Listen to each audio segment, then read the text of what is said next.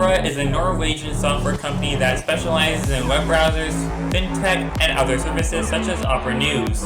The company was founded in 1995 in Oslo, Norway by John Stephenson von Tetzchner and Gier Ivarsøy. And to this very day, the company is still alive and healthy. So, how did it become so popular? Let's find out. Opera Software was founded as an independent company in Norway in 1995 by John Stephenson von Tetzchner and Gier Ivarsøy. They had initially begun development of the Opera web browser while both working at Norwegian telecommunications company Tetzchner. Opera Software's first product, the Opera web browser version 2.10 for Windows, was publicly released in 1996. Opera began development of its first browser for mobile device platforms in 1998.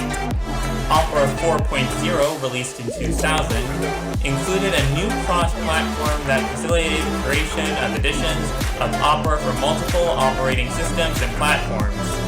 Up to this point, the Opera web browser was trialware and had to be purchased after the trial period ended. However, this ended with version 5.0, released in 2000. Instead, Opera became ad-sponsored, displaying advertisements to users without a license, which was commonly criticized as a barrier to gaining market share. In newer versions, the user was allowed a choice of generic graphical banners or text-based targeted advertisements provided by Google based upon the page being viewed. In February 2004, Opera Software announced it was preparing for an initial public offering on the Oslo Stock Exchange in March.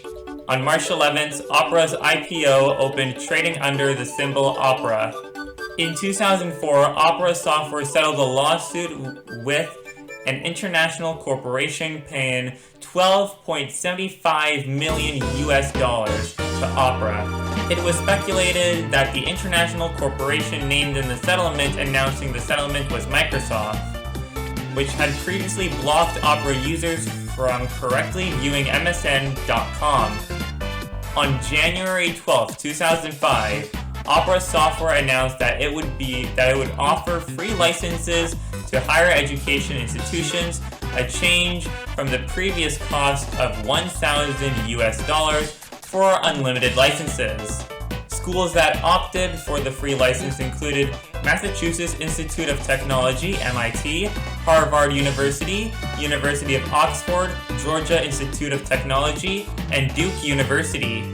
With version 8.5 released in 2005, the advertisements were removed entirely and primary financial support came through revenue from Google, Opera's default search engine.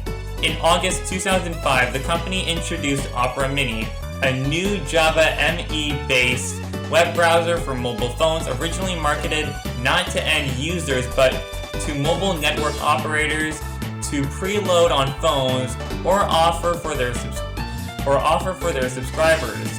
In 2007, Opera filed a complaint against Microsoft in the European Commission, alleging that bundling Internet Explorer with Microsoft Windows is harmful to both the consumer and to other web browser companies. The complaint resulted in the creation of browserchoice.eu. In 2012, Opera Software and Bharti Airtel signed an agreement to provide Opera Mini browsers to Airtel mobile customers. In 2013, Opera Software decided to not use their in-house rendering engine for the desktop browser anymore. From version 15, the Opera browser for computers would be using the Blink rendering engine, a fork of WebKit developed together with Google. In March 2015, Mobile World Congress in Barcelona, Opera won Global Mobile Award for Best Mobile Product, Initiative, or Service in Emerging Markets for Opera Web Pass and Sponsored Web Pass. In April, Opera Software decided to center development of the Opera desktop browser in Poland. On April 12, Opera TV AS, now Viewed Software AS, was established to separate TV-related businesses from all other assets, which became part of Opera Software AS. both companies became wholly owned subsidiaries of Opera Software ASA, now Otello. In September, the company announced a rebrand with a new three-dimensional O logo and brand identity. In the process, the company logo type changed from Opera Software to Opera. In 2016, the company changed ownership when a group of Chinese investors purchased the web browser, consumer business, and brand of Opera Software ASA. The remaining assets were renamed as the Otello Corporation. The ownership change was initiated in February 2016 when a group of Chinese investors offered $1.2 billion $8.31 per share, to buy Opera Software ASA through. The deal reportedly did not meet regulatory approval. On July 18, 2016, Opera Software ASA announced it had sold its browser, privacy, and performance apps and the Opera brand to Golden Brick Capital Private Equity Fund I Limited Partnership, a consortium of Chinese investors led by Beijing Kunlun Techco and Piho 360 for an amount of $600 million. The transaction for sale of Opera's consumer business was approved on October 31st, 2016 by the Committee of Foreign Investment in the United States. On November 4th, 2016, Golden Brick Capital Private Equity Fund ILP completed the accusation. After divesting itself of the Opera browser and brand, Opera Software ASA changed its name to Otello Corporation ASA. In January 2017, the company introduced Opera Neon, a new concept browser that was intended as an exploration of browser design alternatives. The browser is built on top of the Blink engine, similar to the original Opera browser, and it is available for Windows and Mac OS. In January 2018, Opera launched Opera News, an AI-driven news app dedicated to African users. It reached more than 1 million downloads in less than a month. In April, the company released a new mobile browser called Opera Touch. It includes an innovative user interface focused on ease of use and one-handed browsing. In July 2018, Opera filed for an IPO. The company went public on the NASDAQ on July 27th and raised over $115 million. In November 2019, Opera launched a new project called Opera News Hub. The platform helps bloggers curate and share content. In January 2020, Opera acquired Pokosys, an Estonian startup that developed banking-as-a-service software. The deal also included an agreement to take over PocoPay, Pokosys' sister company.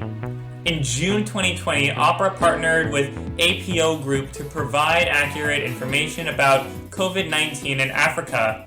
News articles from different health authorities are collected by APO and made available to Opera users through the Opera Mini browser and Opera News app.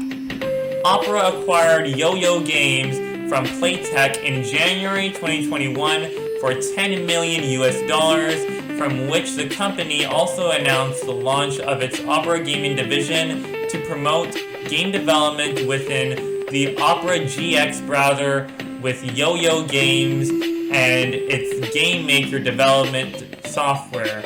In February 2021, Opera launched the FinTech Defy and an in-browser payment app that includes cashback service and a digital wallet.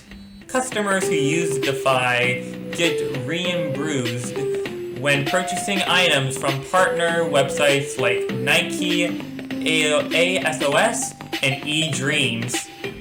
The FinTech was first offered in beta in Spain. And there's the history of Opera. How did it become so popular? Well, when it was first basically being released on a whole bunch of different platforms like computers and also mobile devices. I think this is where it became very popular, since that was basically being launched towards more and more people. And also, let's be real, when the internet channel was still fast and stuff, Opera was basically the one who was powering the internet channel, which is actually pretty insane if you ask me, because when the internet channel on the Wii was working, it was doing a really awesome job. Nowadays, it doesn't really work anymore because basically the internet channel on the Wii is now being run by an outdated version of Opera, which is Opera 8, and as a lot of us know, there are much more newer versions of Opera which are working on a whole bunch of different devices, whether it's computers or mobile devices or any other devices that have multiple web browser options available. So yeah, I think that's how it became popular. But anyways, I think this is where I'm going to end off today's video. If you guys have enjoyed this video, please make sure to hit that like button. And also, don't forget to subscribe, because I do videos every single day. And also, don't forget to ring that notification bell so you never miss a single video that I upload. And also, don't forget to subscribe to my second channel. My second channel will be the third link in the description below. And if you guys would like to send me fan art, you guys can send me fan art on my Instagram. My Instagram will be the second link in the description below. And if you guys would like to join my Roblox fan group, my Roblox fan group will be the first link in the description below. And if you guys would like to follow me on Twitter, my Twitter will be the fourth link in the description below. And if you guys would like to follow me on Reddit, my Reddit will be the fifth link in the description below. And if you guys would like to follow me on TikTok, my TikTok will be the sixth link in the description below. And if you guys would like to follow me, and if you guys would like to check out my Facebook page, you guys can check out my Facebook page in the seventh link in the description below. And until then, I will see you guys in the next one. Goodbye!